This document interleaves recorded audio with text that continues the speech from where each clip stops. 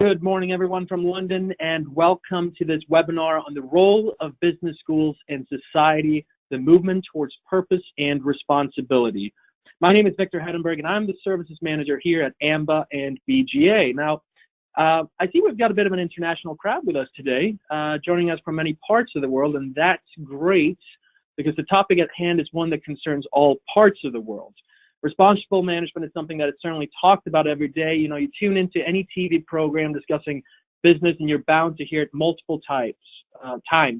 Corporates have, at least since the 2007 financial crisis, spent a significant amount of resources into ethical and responsible management training and practices.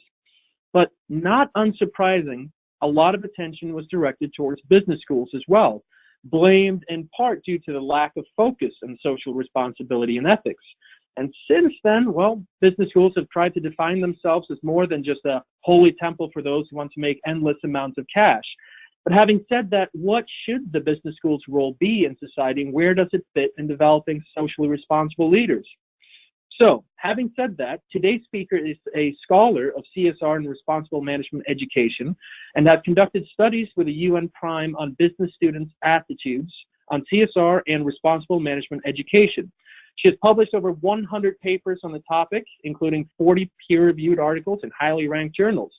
So, it's a pleasure to welcome aboard Debbie Haski-Leventhal from Macquarie Graduate School of Management. How are you doing today, Debbie? Great, really excited to be here, and thanks for the kind introduction.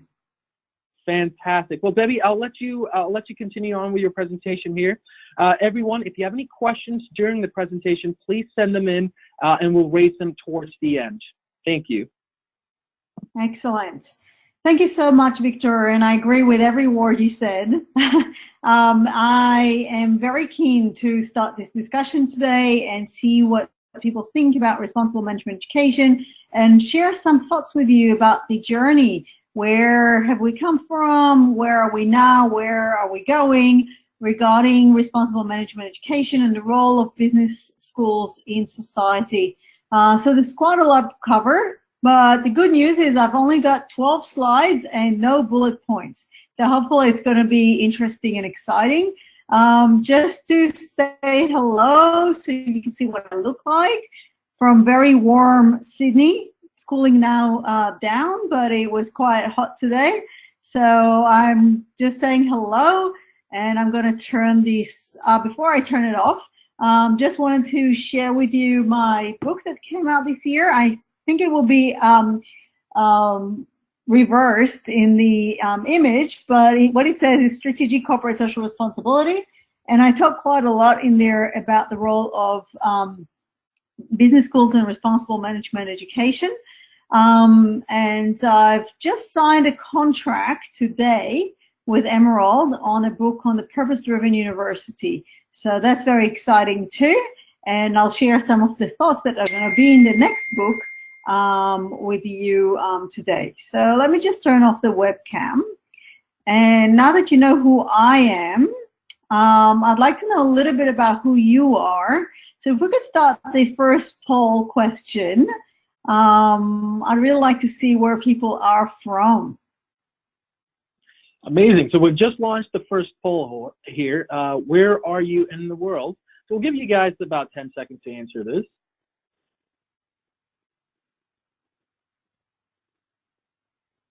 And we're collecting the responses. Excellent. Okay, so here we go. 13% answered they're from Australasia, 63% from Europe, 0% from Africa, 13% from North America, and 13% from South America. So some people are up quite early.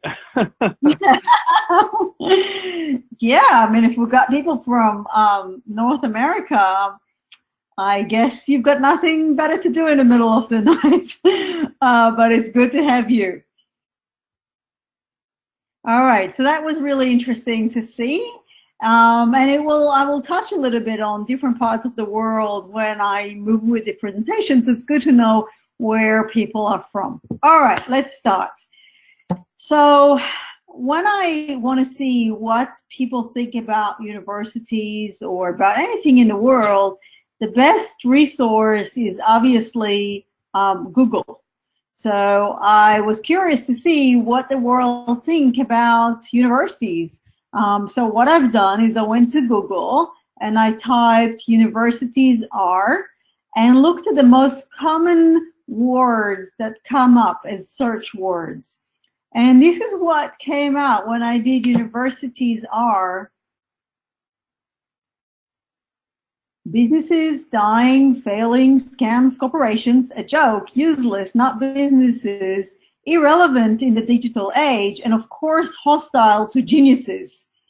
And that was quite a concern because we don't want to be hostile to geniuses, and we sure don't want to be a joke or scams. And it's I thought, why people see universities so negatively? I mean, there is not one positive word in there. Not university are educating future generations, not universities are changing the world. What we've got is people thinking that universities are there to make money, even if it means doing it unethically. And that what is happening currently in universities is not really relevant to what young people need. So I was looking at that and I thought, okay, how did we become so irrelevant? And why is it that younger generations of students and potential students don't really believe that universities are the way to move forward? So what I'm going to do now is I'm going to look at how did we come to this point, and how have we changed, and what else needs to be done so we can change the way that people perceive universities. So the first thing is the broken system. And I think for a long time there were problems with business management and business management education, but it was mainly in the early 2000s that a lot of light was shed on these issues, and a lot of focus was turned into businesses and business education. So we all know about Enron and the Enron scandal that happened in 2002, where unethical behavior led to not only the fall of one of the greatest financial institutions in the US, but really a financial collapse of many individuals, companies, and almost the economy of the US. And when it happened, there was a lot of reflection about how Enron was, how it was possible for large corporations to behave so unethically for so long, with so many other corporations supporting them in the way of doing that.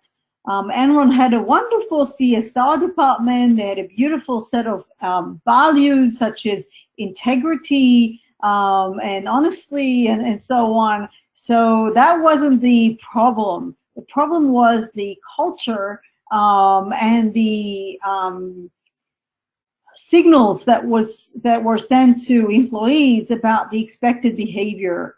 And that was a big pivotal moment, especially in the US, but also worldwide, around ethical behavior.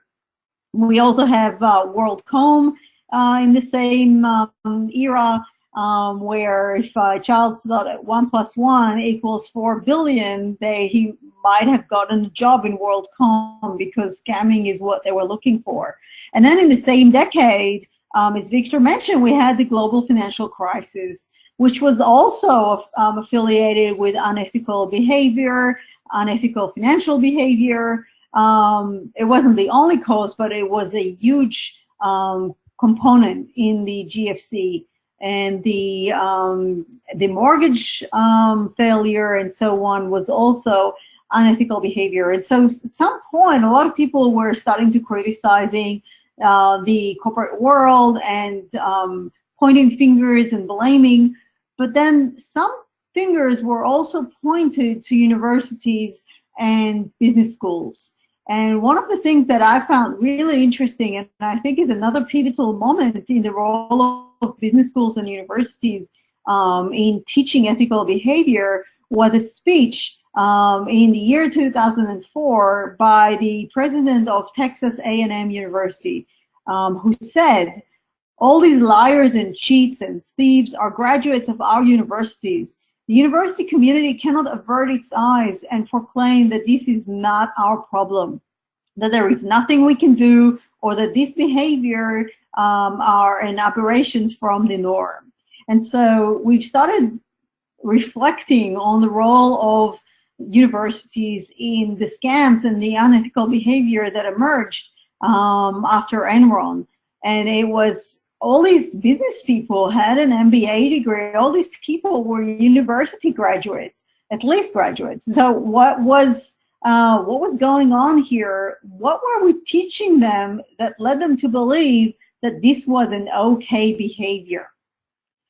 And so with all this criticism around business management and business management education, the next decade was really about criticism towards business education.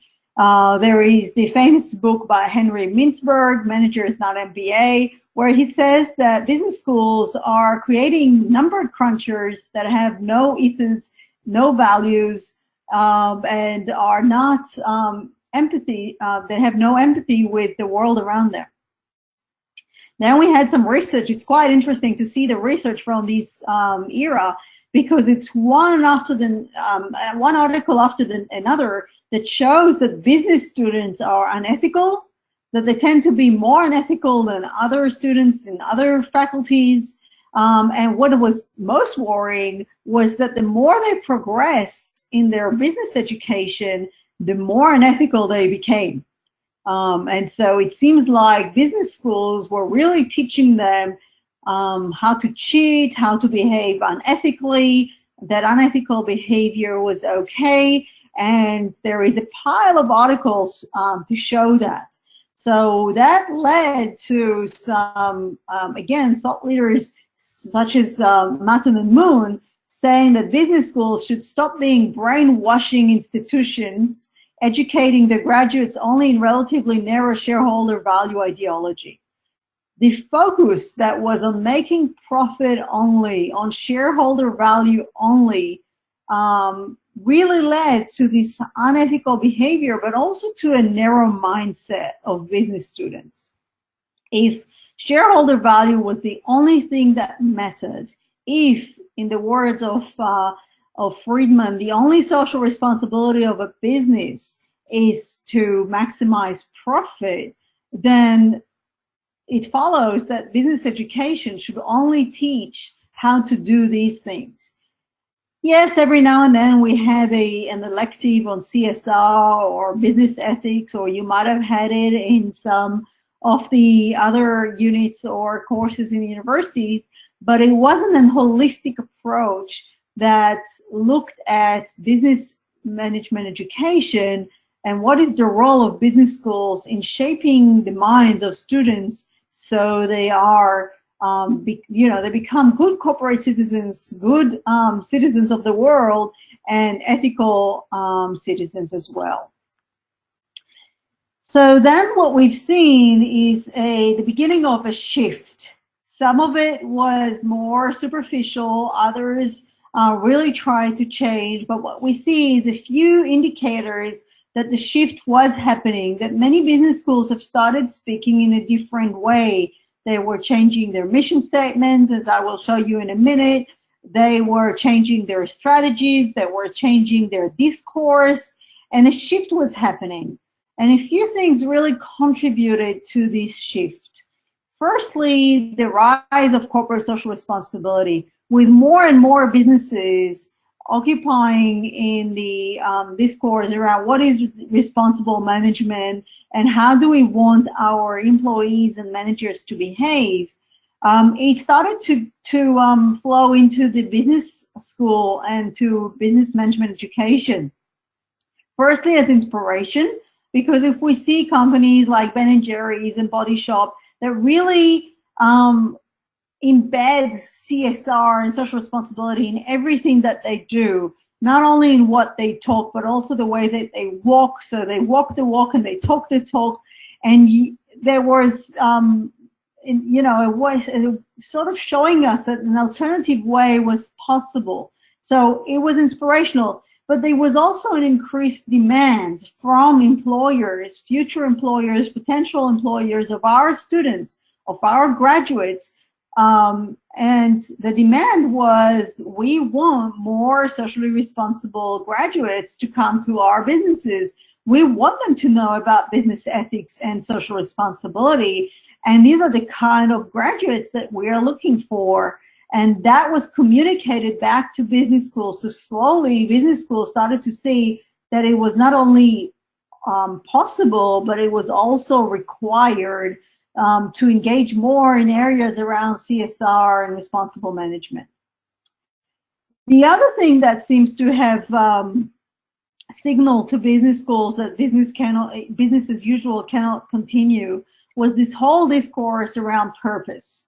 So purpose is the new black. If you look at Amazon and you search books around purpose, you've got over 100,000 books that mention the word purpose in their title. So we've got the purpose driven organization, live life with purpose, the purposeful life, meaningful life, and so on. And one of the things that really changed the way that business managers and educators speak about this was the simple yet really great Golden Circle by Simon Sinek. So if you're one of the few people who haven't watched the TED Talk, because it's one of the most seen TED Talks of all times, I encourage you to go and watch it. Not right now, wait until I'm done, but I encourage you to go and watch it because it simplifies the way that we understand purpose. And what Simon Sinek says is that great organizations and great leaders behave differently to everyone else, but in a similar way. And the way that everyone else is behaving is, for example, most businesses know what they do and how they. I think we just lost you. Are you still there? I am. Is the internet connection not very strong? Oh, there we go. There we go. You're back on. Oh, how long was I lost for? Only for a few seconds. Oh, okay, great. There are many great things about Australia, but internet connectivity is not one of them. So looking at the Golden Circle, what Simon Sinek said is most companies know what they do and how they do it. The good few or the successful few, he gives an example of Apple, knows why they do what they do. And by why, he doesn't mean making money. That's just a result. By why, he means what is the purpose of our organization? And that could be a business, not-for-profit, governmental department, or even a university or a business school. And to capture these, there are two questions that I like asking people. Why does the world need you? There are so many other universities. There are so many other business schools. Why does the world need you? What do you contribute to the world that makes your why shine through? And the other question that I like asking is, if you close down tomorrow, what would be lost forever? So if my business schools was to close down, then yes, a lot of people would lose their jobs and a lot of students will need to find business education elsewhere. But what are the unique things that make us who we are that would be lost? And that would allow you, if you can answer this question, you know what your purpose is. You know how you use your organization to serve the world. And that's what the why is all about. The other thing that happened in a lot of business schools is that accreditation bodies such as AACSB, ICWIS, and others started to also ask beyond, so accreditation bodies, when they accredited business schools, they tried to see what is the mission of the school and how does this school work to meet this mission. And other things as well. But there were other expectations in the last decades that started to emerge around responsible management, business ethics. How do we become a more of a purpose-driven organization? So that was another driver towards the shift. And then in the year 2008, something interesting happened. So into the year 2000, the then U.S. Secretary General Kofi Annan established the United Nations Global Compact, which you've probably heard about, which is a compact between the United Nations and businesses all around the world, with currently over 13,000 signatory signatories from all around the world, businesses mostly, that commit to issues around, there are 10 principles around the environment, labor rights, human rights, and anti-corruption. And so companies commit to that in a way that would enable us to achieve what we see now as the Sustainable Development Goals, which I'll get to in a minute. Then in the year 2007, 2008, the UNGC, the UN Global Compact, established PRIME, which stands for the Principles for Responsible Management Education. These 6 principles and everything that was surrounding these principles was about creating commitment of business schools all around the world to responsible management education. It is about having a holistic approach and a sustainable mindset, not only by the deans, but everyone who lead, teach, studying the business school. And so there is a lot of really interesting things that universities or business schools are doing. Their website, which is unprime.org, and see what people are reporting on in this area. And finally, there are the students whose voice became louder and louder. These students, the Millenials and Generation Z, these younger generations oftentimes expect business education to be more meaningful and more purposeful compared to previous generations. They are the ones who grew up with climate change, the ones who really care about sustainability more than ever before, and oftentimes seeing these business schools as either not caring about those issues or saying that they care about those issues but don't really act upon them, then these students will become disengaged. And what we see all around the world is a lot of a lot of students, movements and initiatives around sustainable development and responsible management. And that too, in a bottom-up kind of way, in a grassroots kind of way, also help to shape business education and create a shift from business education that focused on maximizing profit only to business education that's more holistic in its way and broad-minded. So I've mentioned PRIME. As I said, these are the 6 principles around purpose, values, methods, research, partnership, and dialogue. And so the purpose of business schools, as communicated by PRIME, is to develop the capabilities of students to be future generators of sustainable value for business and society at large, and to work for an inclusive and sustainable global economy. And that's a really good purpose to strive towards. And you see some of the business schools, if you go on the PRIME website, you'll see some of the business schools that really adopted this kind of purpose, either in their mission statement or in the way that they teach. And so you can go on the PRIME website and see the reports and see the way that they do it. Any questions before I move on? Yeah, there's one question that's actually come in. It says here, should a business school market its CSR? If so, how can it do it in a way that is ethical? That's a really good question. And in my book, I have a whole chapter called Should We PR our CSR? Don't trust CSR because they see it as a PR stunt, as a marketing strategy. So the same answer to that I have in my book to businesses, I'll have to business schools. I think that we should PR CSR because it will allow us to share what we do, to inspire others, and to benchmark ourselves, and to also allow others to benchmark themselves against us and against others who market their CSR. I think the more business schools talk about what they do in this area on CSR and responsible management education, the bigger the movement is going to be. So yeah, I think we should PR CSR, but comes with a big but, because we have to be genuine about what we do. If what we do is only to show off and we don't really mean what we do, then it's going to backfire. And I can give you a lot of examples of companies who market their CSR but are not being perceived as responsible companies, such as Coca-Cola.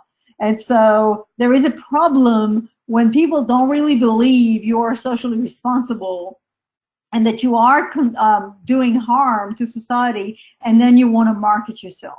So I think before you market your CSR as a business school, you need to really be looking at what it is that you believe in, what are the values of the business schools, what is it that you do, how can you do better, and only then go and share your story with the world. And I think instead of seeing it as just as marketing, I think it's about sharing a narrative of purpose and impact. That's the way I see it. So I think it's about creating this narrative first and then sharing it, but it's not just marketing alone. And you see business schools, as I'll show you later, that market or share this narrative, share their story. They do it so well that it inspires others to do the same, but it also attracts purpose-driven academic, professional staff, and students. And these are the kind of people that you want to attract into your organization. So I hope I answered this question. Very interesting, Debbie. Actually, there's one more question, if I may, that just came in. It says here, how important is it to measure the impact of CSR, and what are some of the best and innovative ways in which this can be done? Another excellent question. Another chapter in my book. So I've got a whole chapter on measuring impact and how it can be done. Again, measuring impact is so important because it helps you to benchmark and improve what it is that you're doing. If you're saying that you're going to create social impact in certain ways, then it's essential that you actually measure the impact that you create. And there are many great ways of doing it. I won't have time to go through all the impact assessment tools that there are out there, but there are tools like the basic logic model that show us how to measure our input, our outcomes, our outputs, and our short-term and long-term impact. There is tools like social return on investment. There are tools like the social impact assessment, SIA, and many others.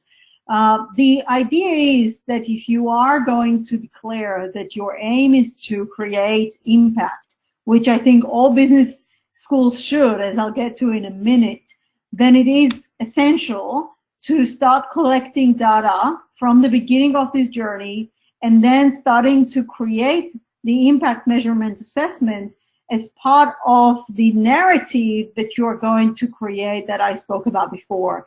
So in a way, these two questions are connected because marketing your CSR should come with a bit of a proof, and the proof can be in your social impact assessment. Maybe I'll move a little bit forward and then stop for more questions. Yes, go on. We can. There are quite a few questions that come in, but we can keep going, and then for the next pause, I'll bring up the next few. Excellent. So I have a few more slides I want to get through quickly, and then maybe we'll open it more for Q&A where people can bring up questions and I'll answer them gladly. All right, so where are we? One of the things that I spoke about is how the shift was based on the pressure from business students. And so one of the things that I was interested in, as Victor mentioned, I do quite a lot of work with the UN Prime. And what I do is I collect the data about business students and their attitudes towards CSR and responsible management education. And I've been doing it for nearly a decade now, and it's quite interesting to see the trends, but also what is very consistent in the last decades of measuring those business students. It was really important for me to bring the business students' voice into the discourse, and to say in a way that this is what they believe in and they deserve a seat in the table. And I think if we are to talk about the social responsibility of business schools, then having a good stakeholder management is a vital part of CSR. And so including stakeholders in the conversation and including your students, without whom there is no business school, in the conversation is really, really important. So what I've done is this. So I looked at the CSR Pyramid by Archie Carroll, as he portrayed it in 1991. And what Carroll said was that businesses have other responsibilities in addition to financial ones. So yes, businesses needs to create value, shareholder value, but they also need to obey the law, they need to do the right thing, and they also need to give back to society through philanthropy. So what I've done is I looked at these four responsibilities, and I know Carol said they're not, in a hierarchy, but because it's portrayed as a pyramid, a lot of people think there isn't a hierarchy in there. So it looks to me like, if I look at this pyramid and the way it's, the image looks like to me, it looks like Enron. Because if financial comes before a legal obligation and ethical behavior, then what you get is Enron. So I thought, let's ask the business school students what they think the business responsibilities are. And so I asked them to rank these responsibilities. And time after time after time after time, I get the same business responsibility pyramid from the students. And this is what the students' pyramid look like. And I think that's very encouraging, because business students tell us time after time that it's ethical behavior first, followed by legal behavior, financial responsibility, and only then, really, a really small percentage of students who think this is the most important responsibility of businesses is philanthropy. Just like what is happening in CSR world, a lot of students understand that philanthropy, corporate philanthropy, is not really what CSR is all about. It is about behaving responsibly and ethically. And so philanthropic behavior is becoming less and less important in CSR and in business management. The other thing that I found really interesting with the student survey results is I asked the students to show their commitment by imagining how much they'll be willing to sacrifice out of their future salary to work for an employer that, 1, cares about stakeholders, 2, cares about the environment, 3, cares about the employees, 4, is ethical, and 5, exhibits all 4 of these aspects. In other words, is really holistic in its CSR and social responsibility. And then I gave them options, 0%, 1 to 10, until I got to more than 40%.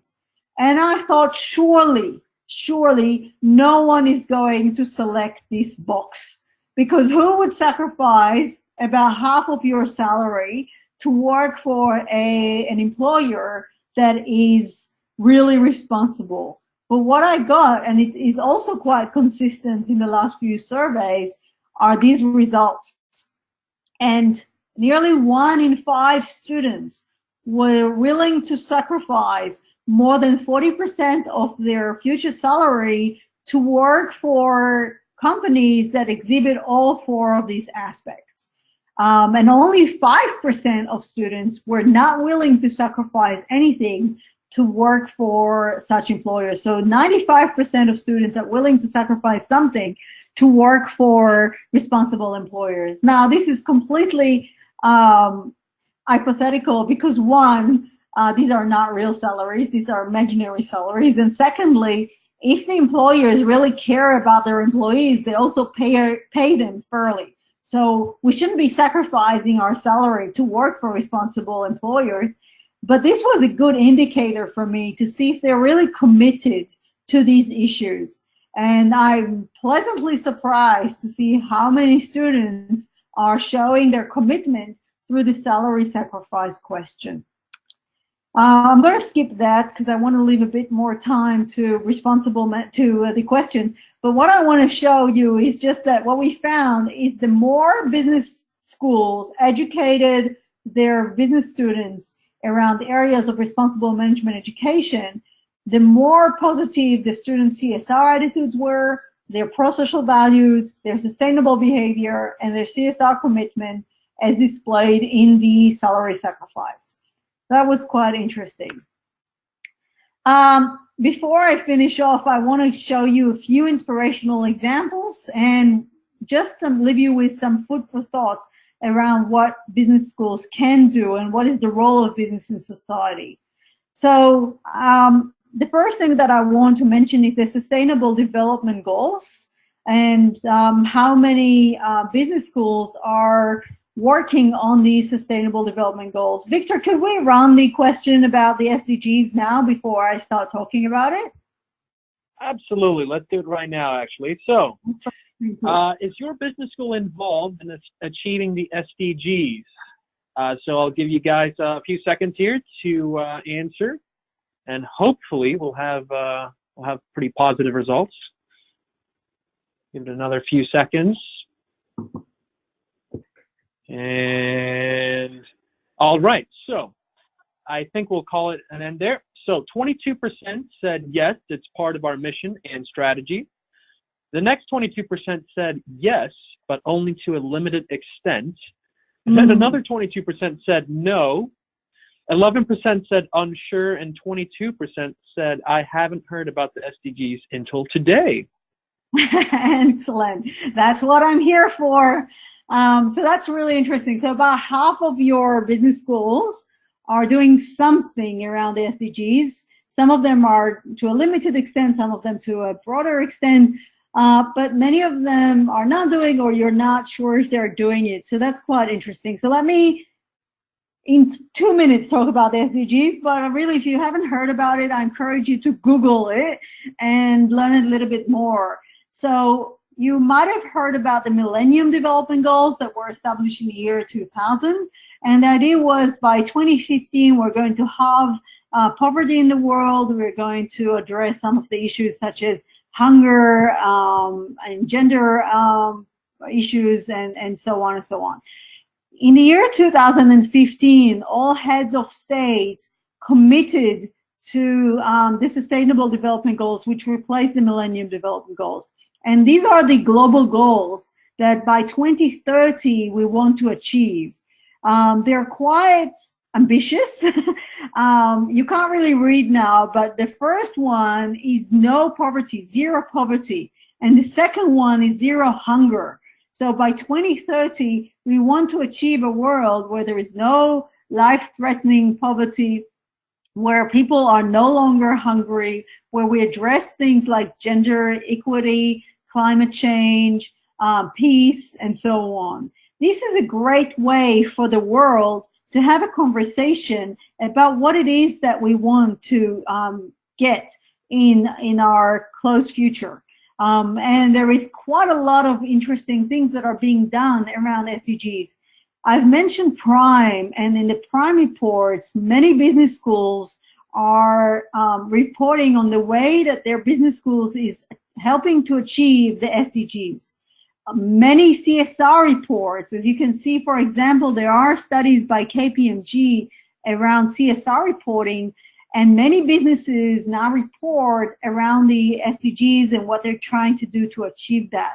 So that created a sort of a shared dialogue in the world around what it is that is important for us as humanity, and how are we going to move forward to assure that by 2030 we get a better world. So that's one thing that I wanted to share with you, and there are some really inspirational examples of business schools that are working towards the SDGs. If anyone wants to maybe share something that their school is doing around this, could we allow someone to talk, Victor? Yeah, of course. So if anyone wants to maybe share in 1 minute something that their schools are doing around the SDGs, I'd love to hear it. Let's see if anyone, yeah, let's just wait a couple of seconds here. If anyone wants to share via the questions box, any involvement in the SDGs, please do so right now. In the meantime, keep going, Debbie, and I'll stop going and then let me know if anyone's when we get a few answers in. All right, excellent. The other thing that I found really interesting is the mission statements of schools.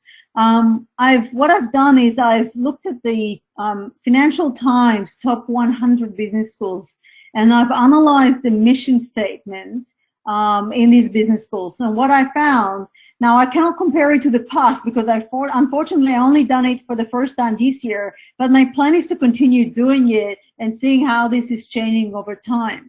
So what I found is that 75% or so of business schools had some component of responsible management education in their mission statement.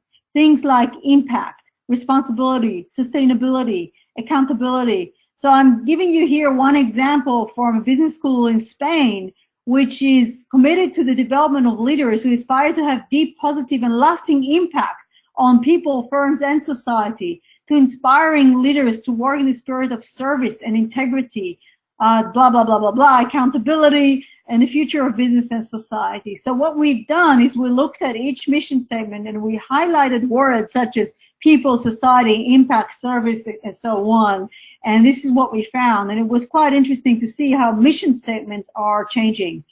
Go and check the mission statement of your business school later today and see what you can find about the way that they portray their vision for the future. I've found so many inspirational examples. I don't have the time to share all of them with you, but just a couple. These are MBA students who are using technology to help refugees. There's quite a lot of interesting things that business schools are doing to help refugees. There is one university that actually turns its campus ground to a refugee camp for 2 months a year, letting refugees to come in, and students can volunteer and help them to find job placement, accommodation, and so on. There are so many really good stuff that is happening. For example, there is a design school that helped to design really cool tents that can fold up for refugees to be using when they don't have any shelter. There's really cool stuff happening. There are also really interesting things happening around poverty. So I've mentioned zero poverty as the first SDGs. For example, Stanford University is doing quite a lot of interesting things in the area of social responsibility in general, but they put together 10 million research funds for looking at innovative ways to address poverty. So these are really cool stuff. And so I want to finish off before we move to Q&A with just 3 points to think about around the role of business in society. The first one, which I've already spoken about, is purpose. What is the purpose of business schools? And I think it's important for every business school in the world to hold a multi-stakeholder conversation around what is our purpose. Not only what is it that we want to achieve, what are the set of values, what is the mission statement, but the question is even deeper than that. The question that each business school can ask itself is, how can we use our resources, our talent, our knowledge, and our power to create purpose in the world, to create impact in the world? And so by doing that, not only would you be able to harness all of the above to create impact, but also you will create engaged workforce, engaged students, people who are really purposefully driven, and you will become the destination of choice for people who are looking for meaningful work and meaningful education. We've mentioned the issues around impact. So the second thing is, as I've mentioned with the Q&A, is to measure our impact, to try and understand what is our positive footprint on the world. How are we serving society at large, and how are we serving the community in which we operate? How do we measure this over time? How do we make sure we don't just say that we do it, but we actually do it? And how can we create better impact on society? And lastly, I've got many points to raise, but these are just the three that I can, with the time limit we've got today, is partnership, partnership, partnership. Create meaningful and long-lasting partnerships with all your stakeholders, be it your employees, your students, the companies which work around you or with you, the government, other business schools. I know we are all in competition, but if we reach out to one another in order to create collective impact, there is almost no limit to what we can achieve. So when it comes to addressing poverty, hunger, refugees, gender equity, we need to partner a lot more effectively to achieve those things. And I'm not reinventing the wheel here. There are communities of practice around the world, such as Prime and others. But it's what else we can do, and how do we create partnerships that are really meaningful and go deeper in a way of creating purpose and impact. So this is my spiel for today.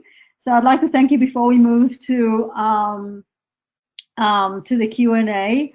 Also, feel free to email me and connect on LinkedIn if you like.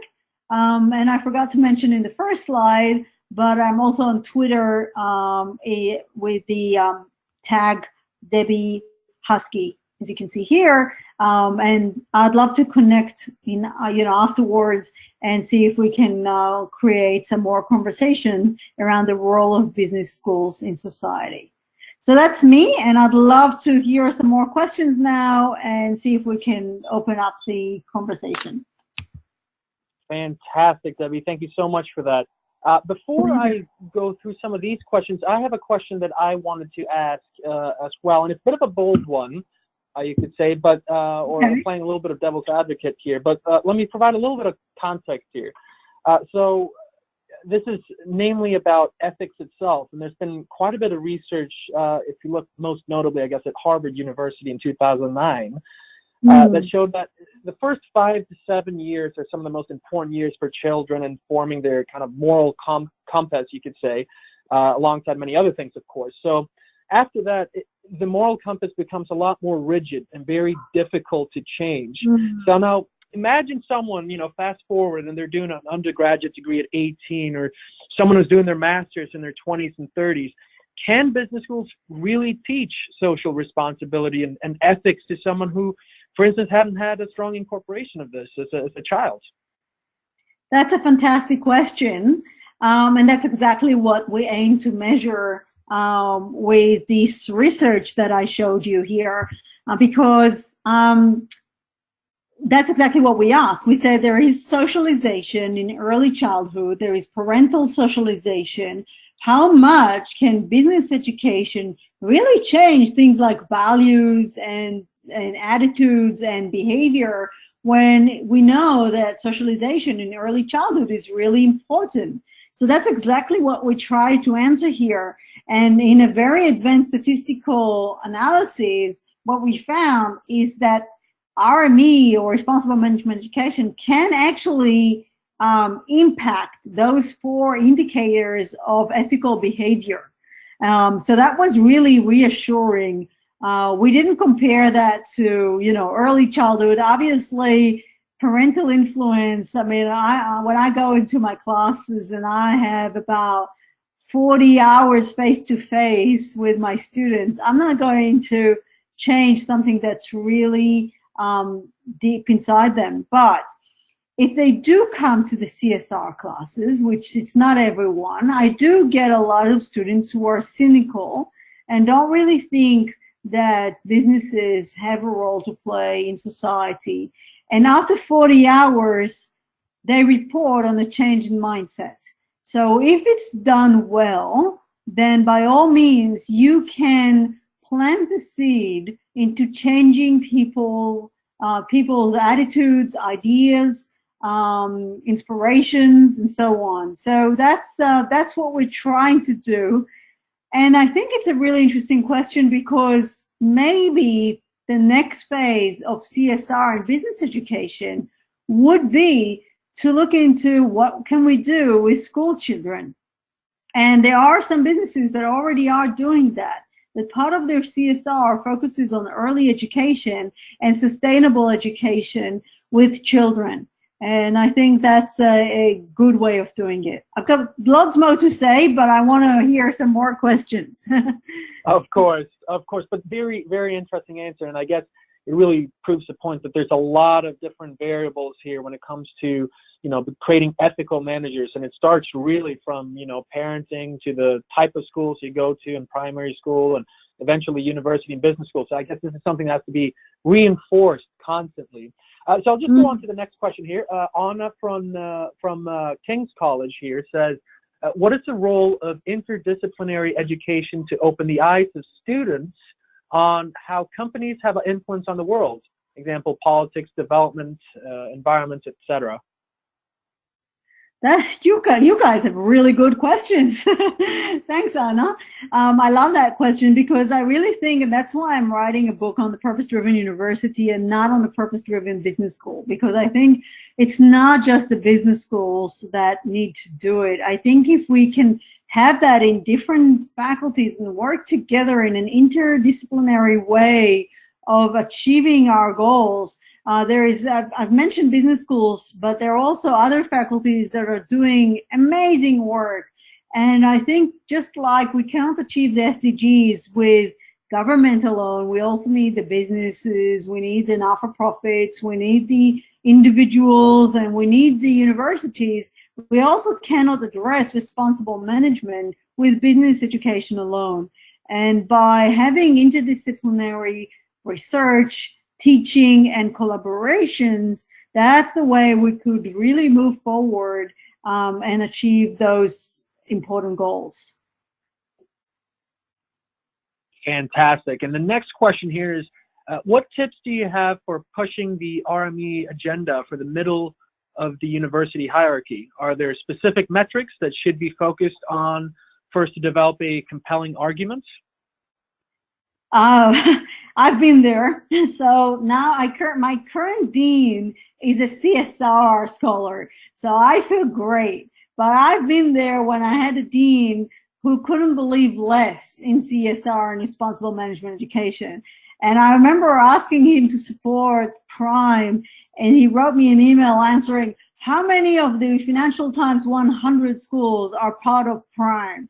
So I had to work in his terms and his, mindset in order for me to push this.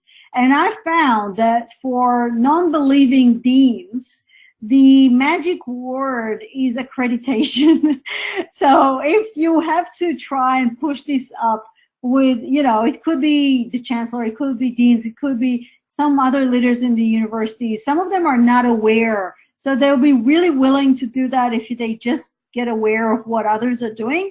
For those who really don't care about those issues, but you still want to push it in a bottom-up kind of way, then firstly accreditation, because AACSB and ICWIS and so on really care about those issues now. They're actually the founding bodies of Prime.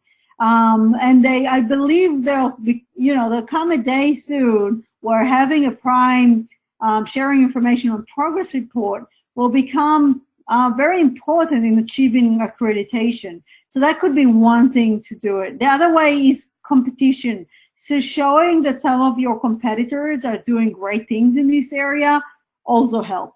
So yeah, it's not always easy pushing it up, but bringing the arguments in a way that your current leaders and managers can understand is important. So using things like attracting more students and staff, accreditation, and competition, I found were quite effective. Well, that's great, Debbie. Now, another, a bit more general question, but it fits in perfectly into what business schools do. So it says here, shall we need another format for the balance sheet? It's a bit of an interesting one, because if you look at, I'm not sure if you've heard, but there was a big company here, Patisserie Valerie, that just went into administration just recently, and one of the big issues they had was, of course, fake financials. Is there a need for a new type of balance sheet that can display other aspects of the business, or is it just simply a problem with ethics for accountants and auditors? What do you think on this? I think that the way we teach and do finance and accounting, especially the way we teach it, will need to change. So what I can give you examples from students in my school. I'll be really honest. Sometimes they say that we were supposed to be studying CSR in accounting or finance, but there was no time, and it was pushed to the end, and then it was not taught. And it's not even teaching finance and then doing something around CSR.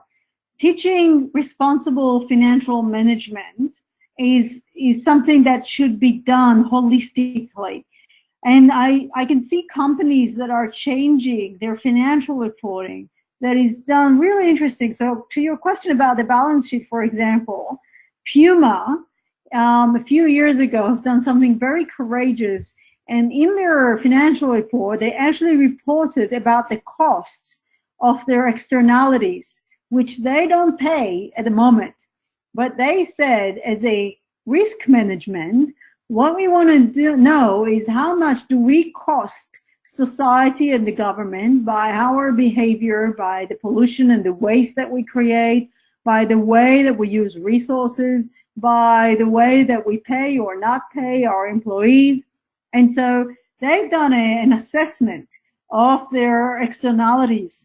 And then they said, what we want to do in the future is to try and reduce the cost of our externalities. Unfortunately, the CEO was replaced, and so they've never done it. But you can see more and more companies are now looking into the finance of externalities, which I think is really interesting. So the way that we do balance sheet, the way that we teach and do finance and accounting will have to change. And that's something that business schools will need to step up to achieve.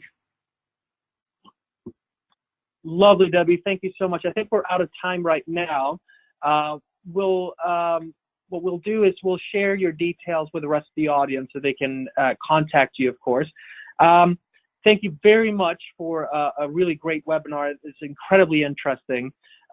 Just letting everybody know that our next webinar will be on the 7th of March, where we will be introducing the Business Graduates Association, which has a focus on accreditation via looking at positive impact the business schools have on their students, faculty, and society, as well as social responsibility and ethics. So we'll be introducing this on the 7th of March. Thank you again very much, Debbie, for the presentation. And everybody, I hope we'll see again each other for the next webinar. Thank you. It was my pleasure, and thank you all for attending. See you soon.